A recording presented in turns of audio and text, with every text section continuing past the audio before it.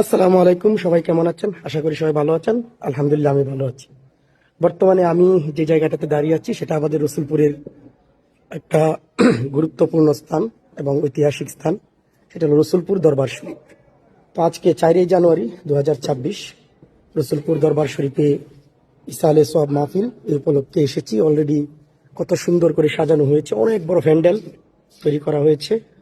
অনেক মানুষ আসবে এখানে, লক্ষ লক্ষ মানুষ হয়। তো এই মাদ্রাসাটা যখন চালু হয়, দেখেন এটা হচ্ছে এই যে আক্তার হুসাইন কুতুবখানা রসুলপুর দরবার শরীফ 2007। এই যে পুরাতন যে গড়টা দেখতে পাচ্ছেন, এই গড়টাই প্রথম যখন চালু হয়েছিল তখন এই গড়টা ছিল। এই গড়টা দিয়ে কিন্তু শুরু করা হয়।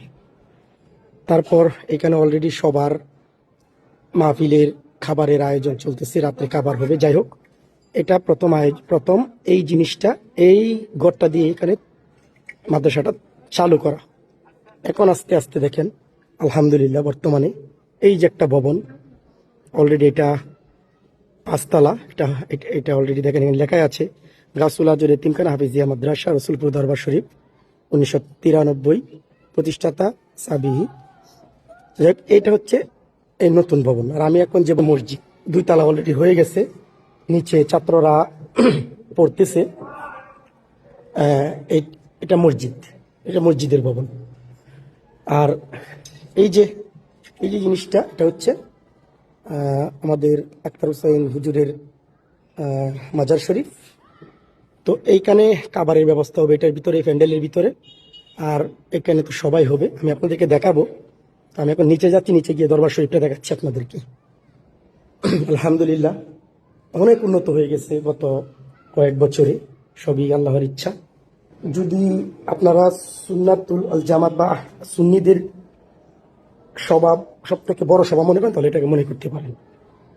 বিশেষ করে ময়মনসিংহ জেলার ভিতরে রসুলপুর দরবার শরীফ জামে মসজিদ, অলরেডি ছাত্ররা কুরআন তেলাওয়াত করতেছে, মানে খতম দিতেছে। প্রতি সভাতে এটা হয় যে এখানে খতম দিতেছে, এখানে খতম হচ্ছে। সব ছোট ছোট বাচ্চা অলরেডি খতম হইতেছে। এটা মসজিদ, এই ভবন, এই মসজিদটা ছিল না, এখানে ছোট একটা মসজিদ ছিল, ওই জায়গায় ছিল মসজিদটা, ওই পাশে। এটা হচ্ছে দরবার শরীফ। এই যে এটা হচ্ছে দরবার শরীফ। এখানে লেখা আছে দেখেন, মাজার শরীফে সেজদা করা নিষেধ, হ্যাঁ, মহিলা প্রবেশ নিষেধ।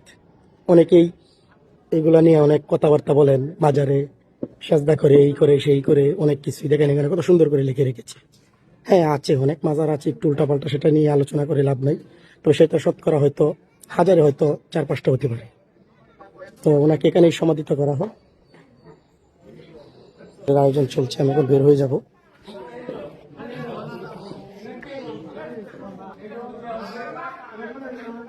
এটা হচ্ছে সেই দরবার শরীফ। এই যে এখানে ওনাকে সমাধিত করা হয়েছে, যে গাছ লাগানো এটা। আর এখানে খাবারের ব্যবস্থা হবে, আর ভিতরে একটা হচ্ছে প্যান্ডেল। তো সবাই ভালো থাকবেন, সুস্থ থাকবেন।